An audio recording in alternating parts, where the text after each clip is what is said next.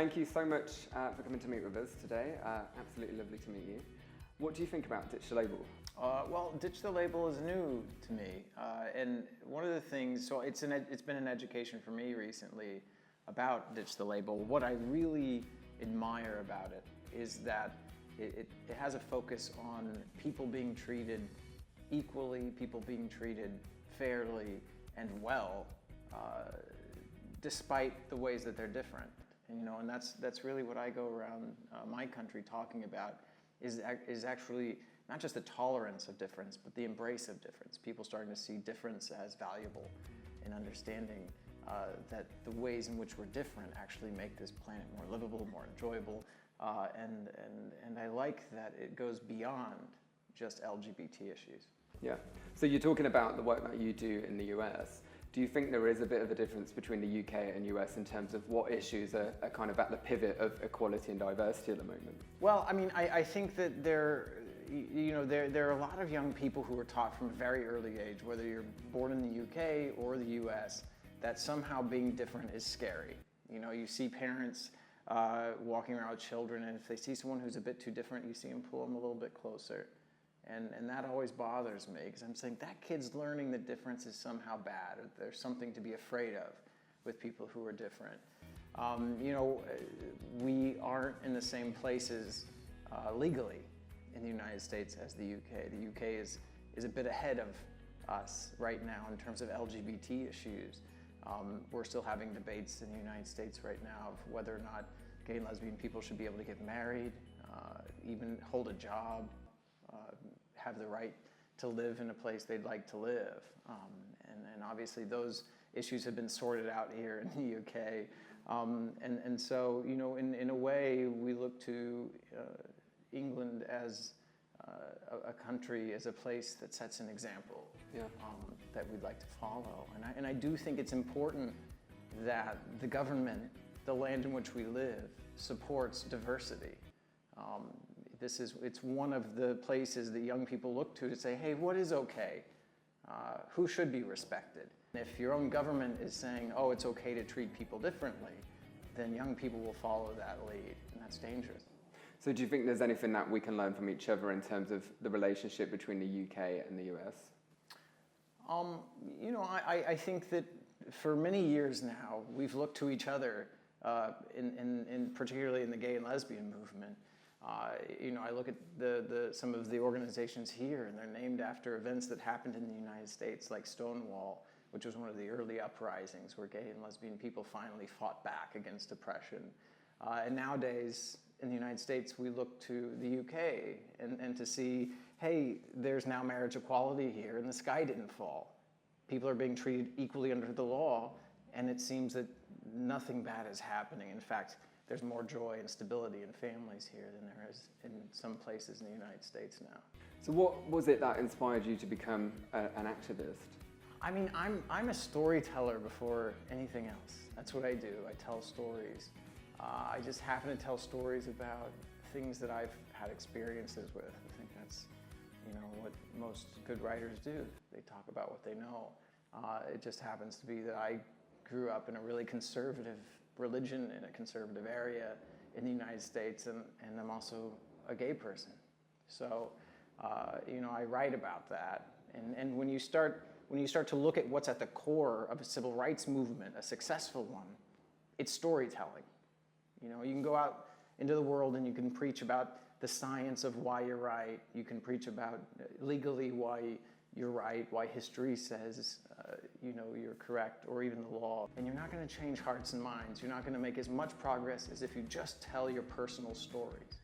So really right now for gay and lesbian people, if you're just out there sharing who you are, coming out, telling your personal story, you are an activist right now. And I do that on a bigger stage because I use movie theaters and television to do it. And in that way, it makes me an activist. So would you argue that it's important for every single person to share their own stories for the benefits of others? Yeah, no, I mean, storytelling is at the center of what we need to do to dispel the kind of lies and the myths the stereotypes that are out there about LGBT people, and about any group of people, by the way. This goes beyond gay and lesbian issues. Any group of people who are different than the mainstream in some ways. I think it is at the core of how we correct the record, how we help people identify with us. You know, in screenwriting, one of the tricks when you're tackling an issue or an area that is very unique is you get very, very specific. You don't go broad, you don't go general. You get very specific about the individuals who you're being portrayed, what their experiences are, how it feels to be in the situations they're in. And once you do, that's when it becomes universal. Because it doesn't matter how different you are, when you get to the core of what makes us tick, we share those feelings. The desire to love and be loved. And so I say, yeah, you know, everyone these days feels different in some way, really. It depends on how you slice that pie, but we're all minorities in some way right now. And what we can do to make things better for others is to share our personal stories. I think what you're saying really resonates with the work that we do, because, you know, not only does sharing your own story benefit another person who's perhaps going through something similar, but actually that release that you get, the emotional and psychological release of actually putting your story out there, is so incredibly powerful. And I think not many people actually realise how powerful that can be. I think as well with a lot of the research that we do, you know, people don't necessarily think in statistics. It is all about actual real life stories, real life experiences that people have had. So you were talking earlier about your individual experiences. What was that like growing up and knowing that you were different? Yeah, I mean, I knew I was different from a very, very early age. You can't grow up in the Mormon church as a gay kid and think that you're quote unquote normal according to your church. You know that your church thinks that you're a sinner, that you're, you know, right down there with all the murderers and rapists. And literally the prophet of the church, when I was probably 5 or 6 years old, did what you would consider, I guess, a sermon where he said that homosexuality is a sin comparable to murder. And at that point, I already knew I was a gay kid. I already had crushes on boys, you know, and it was deeply troubling to have the first time I start to have a crush, which should just be this innocent childhood crush. It's connected to things like hell. And I start to consider myself down there with these folks who actually hurt people, you know. And add on top of that, I grew up in the South. I grew up in Texas, and it's a very conservative area in the United States, and it's not particularly accepting even today. There's a lot of work that needs to be done there, and I quickly understood that the feelings I had also would have made me a felon, a criminal. That who I was against the law. I mean, I'm 6 years old, and I already know I'm going to hell, and that I should be going to jail, and that according to some people, the feelings I was having could even be considered a mental illness. You know, and at this point, we've corrected that. You know, that piece of misinformation, that myth, but it does a lot of damage. You know, when you first fall in love, it should be one of the most exhilarating, exciting, scary, but scary for the right reasons moments that you'll ever have, right? You certainly shouldn't start to have a crush or feel an attachment and start to fall in love in the first time that you feel that. It should be attached to the fear of going to prison or electroshock therapy, you know, or going to hell. How did you get over feeling like that? You know, it took a really long time. You know, part of it was luck for me. We moved from Texas to California. We moved to an area that was more accepting, an area near San Francisco where there were openly gay people. And my mom put me into theater classes, and I actually met openly gay people. And pretty soon you realize that openly gay people aren't all the things you've been taught your whole life in Texas and in the Mormon church, that these are happy people. They don't have horns coming out of their head like the Mormon prophet had said they would. It would take many years before I came out. But once I did come out and accepted myself, truly I can't exaggerate. I can't make more of the great change that came over me emotionally once you unburden yourself of the closet. And And so that was really the big sea change. But it really, and it's the thing that I live by, that took me a long time to find, and it's the thing that I say to young people who are being bullied and harassed, is that I had to learn at a certain point that other people's opinions of me were absolutely none of my business. And that was, if they had an issue, if they had a problem with who I am, that's their business. But I gotta keep my eye on where I'm going and what I'm doing, and have faith that who I am and all of its difference is good, and that I'm doing good with it. And then you stop listening to the noise. And it's really that lesson that's helped me start to grow. Do you, with the rise in obviously social media, do you find that ever difficult to almost kind of blanket out that negativity that seemingly anybody who is high profile attracts online? Yeah, I mean, I don't always block all of it out. I mean, I read some of it. People say some really terrible things about me. And I'm smiling because once you realize it's none of your business, you can start to see how ridiculous some of it is. And when you can start to have a sense of humor about it and realize that's their problem, man. That's their damage. And to start to see not just what the words are that they've written, but you sort of look beyond them. And you go, I wonder what happened to this poor, unfortunate soul that they felt like they needed to take that minute or whatever it took for them to write those hateful words. Like, where did that come from? What happened to them? And actually have compassion for them, because they're also having trouble if somebody spends that much time writing something like that, and to start to actually flip it and care for that poor tortured soul who felt that's what they needed to do in that moment in their life. I think the perpetrator-orientated interventions is heavily within what we're doing at the moment, because we have a real problem, I believe, where we actually see people who bully and online trolls as being villains.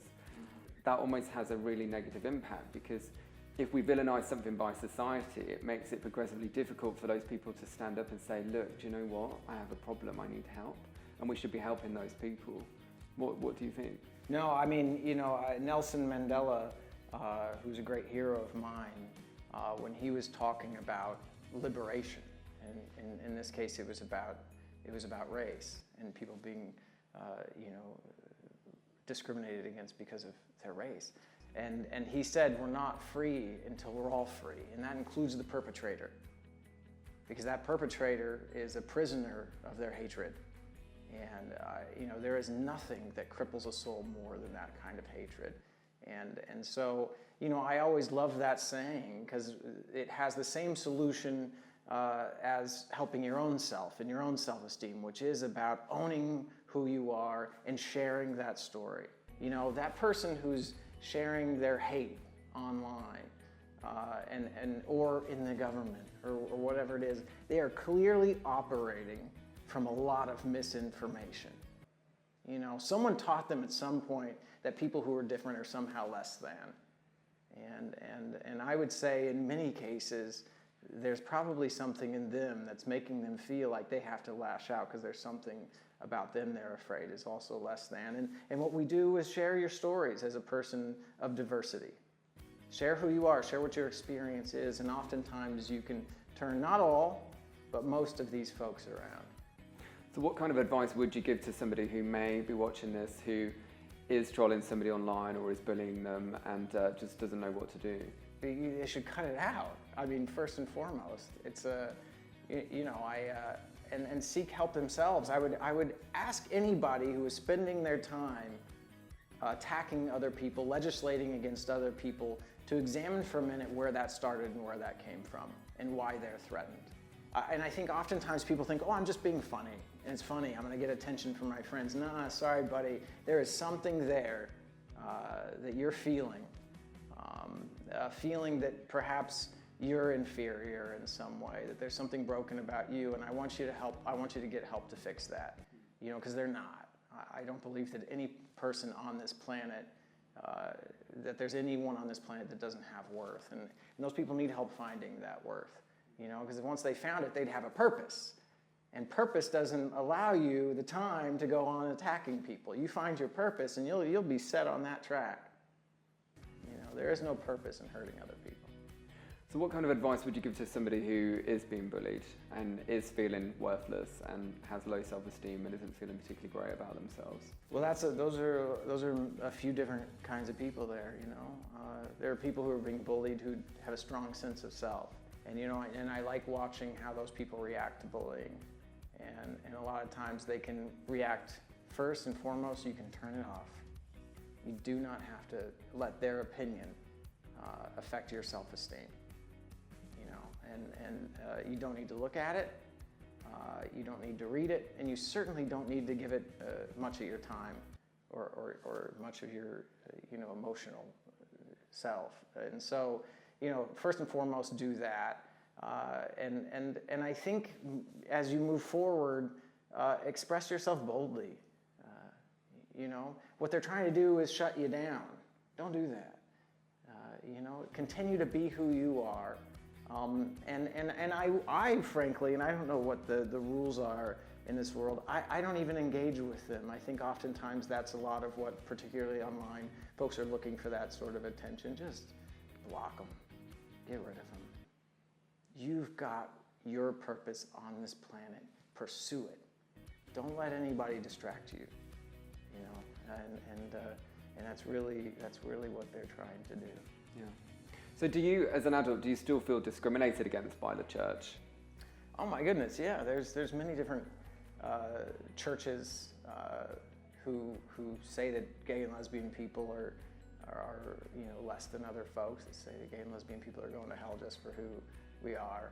But I've not shut the door. You know, the Mormon Church came after gay and lesbian people in California in a big way with Proposition 8, which took away a right we already had, which was to get married. And you know, a lot of people were very angry. But I took a moment and thought, well, how do we fix it? And I started doing the work to fix it by engaging the church. And so, you know, I spent a lot of time over the past half decade in Utah, engaging leadership in the Mormon Church, working with folks on the ground in the LGBT movement in Utah, and you're starting to see change. And that started by just bringing gay and lesbian families in to meet with church leaders. And I'll tell you, there was surprise on both sides how much we actually cared for each other. You know, and you even saw on the church side, folks reacting emotionally when they see a lesbian couple with children.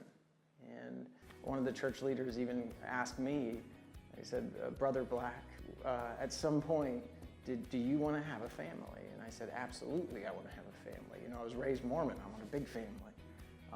And there were tears in his eyes, and he said, well, we always just thought you were trying to deinstitutionalize marriage, to like break it down. To which, you know, I had to laugh. I'm like, why would we spend all this time trying to destroy something? It's not, absolutely not. We want to be included in the tradition of marriage, but we also want the protection and respect that it means. And so it's just been this education on both sides that's led to increased understanding. And you even see changes today in the Mormon Church. You see changes today in the Catholic Church, and that's coming from communication. We still have a lot of work to do. And those messages from the church are bullying. They are bullying. And that has to stop. So what has been your proudest activist-related moment today? Well, oh my goodness. There's been a lot of those. I mean, one of my proudest moments had to be sitting on the steps of the Supreme Court after half a decade of fighting to have Proposition 8, which had become the symbol of inequality, legalized, you know, inequality, to see it struck down.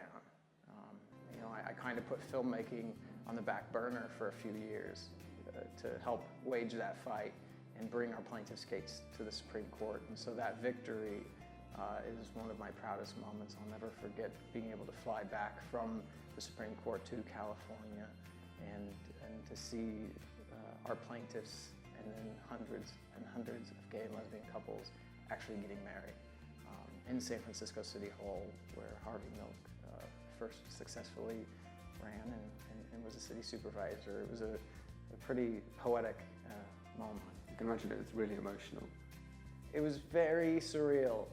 You know, I dared to dream many times that we could overturn Proposition 8. And when it really happened, it was hard to believe that we'd actually done it. And it was a real lesson in how we can create change. And it felt good to know that now in California and so many other states in the United States, and hopefully by the summer in every state in the United States, the first time a young person falls in love, they're not going to feel how I felt. They're going to start to think, oh, well, gosh, one day I'll be able to marry someone I have those feelings for, and have children even if I want with that person I have feelings for. And I live in a country that celebrates that and wants to protect that. Imagine how differently that young person is going to feel about who they are when they're not any longer being treated differently or being bullied by the state they live in. So other than LGBT-related issues, what do you think is next on the agenda of diversity? Oh, well, I hope we can work on multiple fronts. I mean, I'd hate to have to go one at a time, but you know, when it comes to difference and diversity, there's an infinite variety. Places where I see a great need for more understanding, certainly on trans issues.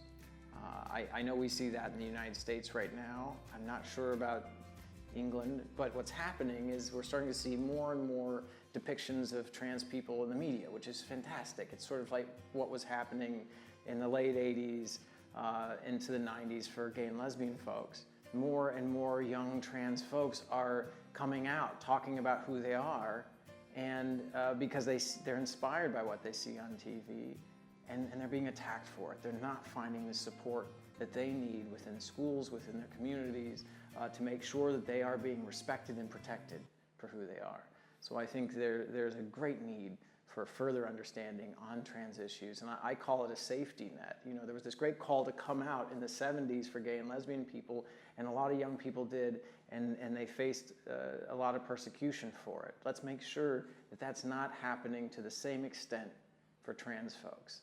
But you know, that's not the only group. You know, I still see so many outdated ideas about who we are and who we're all supposed to be and who we're all supposed to look like. You know, I see it when it comes to people's weight, to body image issues. How we haven't created more understanding that people look different than one another, people weigh different amounts than one another.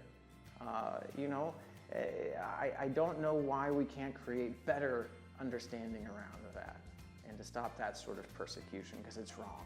And certainly I think there's still issues around gender, you know, young women being treated differently and unequally under the law in society, by church, which is wrong. And certainly in America right now, I think income inequality, you know, folks are struggling to survive, and there are families where the kids are living in families where the parents are just struggling to put food on the table, and folks are being bullied because they make less. There's so many different places that people are being bullied for how they're different, and I really hope that we can really create greater understanding in all of these areas. I think we have the time, we have the energy, and certainly we can find the means to educate in all of these different places. You mentioned about appearances. We've just produced some research. How shocked would you be to find out that 47% of young people would change the way they look, and kids as young as 13 are considering liposuction, Botox, breast enlargements, really invasive surgeries to conform to societal standards? Would you be shocked by that? No, we live in a culture that's selling a certain kind of body image. And unfortunately, we don't live in a culture that's showing a great variety of body images, and certainly not ones that are reflective of who we really are. So, you know, and it's not even terrifically accurate, by the way. I mean, I have a lot of straight friends, and they like a little booty. You know what I'm saying? It's like I sometimes I see what's being put on billboards and in ads and what's being marketed at us. And by the way, none of those models, because I know some of them, even look like that. You know, they've all been sort of crunched this way and photoshopped that way. And then I'll hang out with my straight guy friends and see who they're attracted to, and it doesn't even look like that. So we're being sold a myth, we're being sold a lie, and frankly, it's not even what, you know, in this case, if we're talking about women's bodies, it's not even what guys think is hot, necessarily. You know, we're being sold a lie, and it's a really narrow one, and it's a really boring one. And it shows a real lack of inventiveness, I think, right now in our culture. And so, you know, it does not surprise me, because it's what we're being told day in and day out is the only thing that's good. It doesn't surprise me that young people are having body image issues, you know, because none of us can walk around in real life with Photoshop or Facetune. It just doesn't work like that. Yeah. So, you know, I mean, it's shameful that that's what's being marketed to us, and hopefully we can do the work to start to correct that. And by the way, I think there is a world in which we can be marketed to in more diverse ways to understand the variety of beauty. You walk into a museum and you look at what beauty has been over the ages, and it's very diverse. There's certainly room for that sort of creativity. It's just unfortunately not there. Right? Do you ever feel under pressure to look a certain way? Do I? Yeah, for sure. You know? Although I'm feeling a little pressure right now because I didn't put on any powder. So I'm feeling like I'm probably a little shiny. I've been walking around London all day, you know, but yeah, we all do. Yeah. You know, we all feel a little pressure to be a certain way sometimes. But, you know, I had a really good mom, and she created a really good, I was lucky in this way. You know, she didn't accept me right off for being gay, but she listened and she eventually did. And what she instilled in me was a real sense of self-worth. And so, you know, I guess that's the difference. Like, I allowed myself to come in here and be filmed feeling a little shiny and sweaty and you know, and having dessert occasionally is important. I'm sorry. What is your favorite cheesecake? What's my favorite cheesecake? You've got me thinking now. My favorite cheesecake is the one that Tom made for me the other day, which was out of a cookbook I got him for Christmas, which is the Nutella cookbook. Yeah. Which is like... What, they have a cookbook? They have a cookbook. And so I got him that, and he made the Nutella cheesecake, and it's my favorite. That's well played. That's a good gift, actually. You know, so, yeah. We all feel a little pressure to be a certain something sometimes. And sometimes, you know, when I'm feeling a little pressure to get to the gym, that might be good for me. But if I'm gonna if my pressure is to look like my partner, well, that's probably not gonna happen. That's, you know, a writer is gonna look a little different than a diver, and that's okay. You know, we can be diverse in so many different ways. Do you find that being a high-profile activist and writer, do you find that you have to sacrifice an element of your personal life? Yeah. If you're going to do something where you're out in the public eye, you certainly open yourself up to being examined in a different way. That's true. I'm all right with that. It's not something I ever expected to have happen, but certainly the reasons why I'm in the public eye have to do with the kinds of films I make, the kinds of stories I tell, which do lean towards a better understanding of diversity, which is all about storytelling. So how hypocritical would it be if I said, well, let's all talk about our stories and let's all come out, but don't look at mine. You know, it doesn't work like that. It's not always comfortable, but you know, it's part of the thing. It's part of what I signed up for. Have you found that you've kind of adapted your mentality to it as time's gone on and become more comfortable with it? It depends on the situation. It does. You know, usually, yeah. You know, I don't have anything to hide, and so, but every now and then, I'll just want to go have dinner with the boyfriend, and I sort of forget that there'll be eyes on us, and that's a little annoying, but not terribly. If you had to give 3 tips to somebody who's watching this video and is affected by similar issues to you or is being bullied, what do you think they'd be? 2 things. One, I would hope that you can really say, hey, how much attention am I giving that bully or those bullies or that negativity? You know, and is there a way for me to turn my attention away from that and back to what it is I'm doing? And that's what I ask folks. What are you here for? What are you interested in? What are you doing? What do you love? And how can you keep your eye on that? Because these other people, I'll tell you, they are there to try and distract you, and you can't let them succeed. It doesn't matter, by the way, who you are and what you look like. There's always going to be those folks who are out there to bully you and distract you from your real purpose. And I'd say keep your eye on that. I'd repeat myself and say their opinions, other people's opinions, are none of your business. Repeat that to yourself constantly. It is none of your business what they think. Let them have that. Your business is what your purpose is and what you love doing. And I don't care quite what that is. Find it and pursue that. And number 2, I would say if it's getting really bad, tell somebody. Reach out and find that support that you need. And even if, if you're a gay or lesbian person and you're in an unsupportive home or church or school, there are still numbers you can call and places you can go online to get help and to share your story and to get those feelings out of what it was like to be bullied. Don't do it in isolation.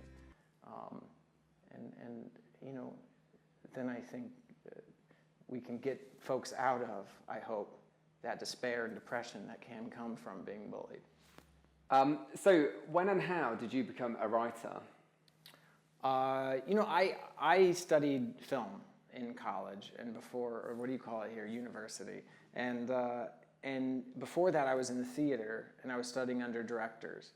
So writing was never something I intended on doing. I loved literature, I loved reading, but writing came out of basically 2 years out of university. I was still serving people at a restaurant. I was a waiter, and I thought, how long am I going to have to be here? And writing takes no overhead. It's just the cost of ink and, plugging your laptop in, and you're on your way. And so I just started writing scripts for movies that I'd want to make one day. And as luck would have it, people started picking them up and reading them and wanting to make them. And I found myself within a few years at HBO writing a TV series and then TV movies, and within 5 years doing a movie about my great hero, Harvey Milk. And it's just sort of, it's taken on a life of its own, this writing thing. And for me, it is addictive. It is, how people love all the little sort of games on their phone, these little problem-solving games. Well, to me, that's what writing feels like. It's how do you cram an entire life, an entire story, all these characters, all these things into 110 pages? Because unlike a novel, you're limited to the amount of time, basically, that you can be in a theater before people have to run out and pee. So you have to do it in this really compact space, and it's how do you use that challenge and still make it emotional and still make it truthful. And so that puzzle I'm just addicted to, and I keep doing it time and again. And each time I say, well, this is it. This was exhausting. And thankfully, I got that right. But then another idea comes, and I want to solve it. And it's funny because I have a friend who's an author, and people say to her, they're like, so what do you do? And she's like, I'm a writer. And I'm like, yeah, but what do you do? She's like, I write books. And then they just automatically default. They say, oh, well, you must have a really supportive husband. Is that right? Yeah, it's literally insane. She gets it all the time. Because they don't think that you can make money, right? Yeah, and she's like a HarperCollins author. She's got bestsellers behind her. And don't say that to JK, like, the richest woman alive. No, you can make a very good living writing. Yeah, of course. Have you ever had any comments like that, or? Yeah, when you're in Hollywood, it seems, 7 out of 10 tables at a coffee shop are taken up by screenwriters. with their laptops and they're writing. And I still like to go to coffee shops. In London, in fact, I like to be in coffee shops and write. And so occasionally someone will just say, what do you do? I'm a writer. And they want to know how you make your living on top of that. So I think the new one is YouTubers. yes. Everybody's like, well, how much do you earn? And it's like, you can't really ask that. Do you know what I mean? I think it's because there's that novelty attached to it because, you don't meet a YouTuber or a writer every single day. And I think people are just curious, aren't they, really? Yeah, I'm not a YouTuber. No. I just tried it. Give it a go. So what advice would you give to somebody who is looking to get into writing? For folks who are trying to be writers, filmmakers, storytellers, whatever it is, my first piece of advice, because I teach a class at this at UCLA, is to figure out, when you're trying to figure out what stories to tell, figure out the stories where you're the only writer in the world you feel could really knock that story out of the park. Write what you know, write what you love, and because if then you have this entire wealth of information that's very, very specific that you can draw from, and that's what people love in film and in novels and in literature is that specificity, to feel like you're really there, and everyone has that. So figure out what those stories are you need to tell that only you can tell, and get out there and tell them. And don't fall prey to folks saying, particularly as a screenwriter, well, only romantic comedies sell, or only comic book movies sell, or only this and that genre sell. There might be truth in that, but if that's not in your bones, that's not in your heart, well, there's going to be somebody who loves that stuff, and they're going to kick your butt. They're going to do it much better. You got to be true to yourself and write what you know. Okay. And finally, what's one surprising fact about you that people wouldn't necessarily know? I have no idea. It'd be so surprising, I'd be surprised. Have you been asked that before? No. I don't know. I'm a pretty open book. No idea. I don't know. Give me an area. I have an extra bone in my foot. Oh, I don't have an extra bone. Literally, it's like here. It's insane. Apparently 2% of the population have it. That's an interesting fact about me. Wow. Well, good for you. Yeah, I have no idea. I run around telling my story all the time. Yeah. I'll let you know if I figure out something about myself that's interesting enough. Okay. All right, lovely. Well, I think we're done. Thank you so much for your time and for dropping by our pop-up digital label HQ. Really enjoyed our chat.